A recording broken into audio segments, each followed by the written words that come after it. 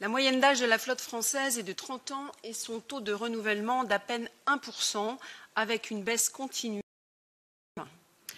Le FEAMPA, vous l'avez rappelé, attribue à la France 6,3 millions au titre de l'article 18 et 17,4 au titre des articles 17 et 19, auxquels s'ajoute le fonds CMA-CGM, mais n'a-t-il pas été remis en cause dans le cadre du PLF 2025 ou de feu PLF 2025, on saura ce soir, et la recette provenant d'une taxe sur les parcs éoliens offshore, dont les projets, vous le savez, font l'objet de débats, voire d'opposition.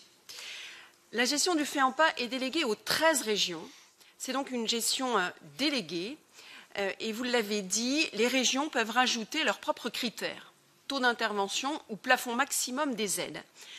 Pourrions-nous disposer des données région par région? A-t-on évalué l'efficience de la gestion déconcentrée de ces fonds? Est-il envisagé ou pas de renationaliser la gestion de ces fonds? Je ne dis pas que je suis pour ou que je suis contre, mais j'ai entendu que la question se posait. Le taux de consommation du FEAMPA, ça a été dit, n'est pas satisfaisant, quels que soient d'ailleurs les États membres. Il est plutôt lent et vous l'avez rappelé pour la France, aucune opération au titre de l'article 19. Et pour cause, puisque ce n'est pas faute d'avoir les pêcheurs qui rappellent que les conditions d'accès au FEAMPA sont, et j'ai entendu tout à l'heure qu'elles avaient été qualifiées de strictes.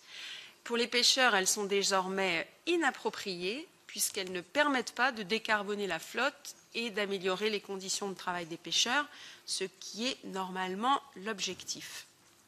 L'urgence, pour nous, et pour en avoir discuté avec de nombreux acteurs, c'est de mettre fin au plafonnement du volume et de la puissance des navires de pêche, sous prétexte, et là ma question vise la Commission, d'éviter la surpêche.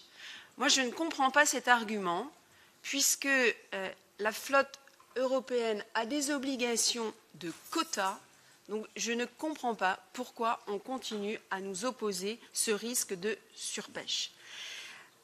Question à la Commission. La diapositive numéro 4, elle a été très explicite, je ne vais pas la reprendre, sur les difficultés et les recommandations, l'adaptation des conditions d'accès, des opportunités de nouveaux financements, pourquoi pas des garanties d'emprunt, des conditions d'éligibilité via peut-être des actes délégués.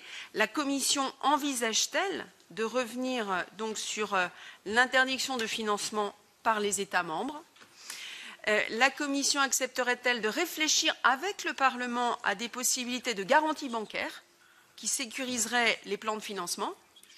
Et la Commission pourrait-elle envisager que soient créés, par exemple avec les banques européennes, des produits d'investissement dédiés aux navires du futur pour une pêche que, je crois que nous le partageons ici, qui soit à la fois rentable et durable. Aujourd'hui, on ne peut plus, et ça a été dit par mes collègues, fonctionner avec les règles actuelles où, chaque année, on déplorera le fait que la consommation du FEAMPA n'est pas satisfaisante et que la modernisation de la flotte n'est pas assurée. En tous les cas, merci pour cette présentation qui nous est très utile.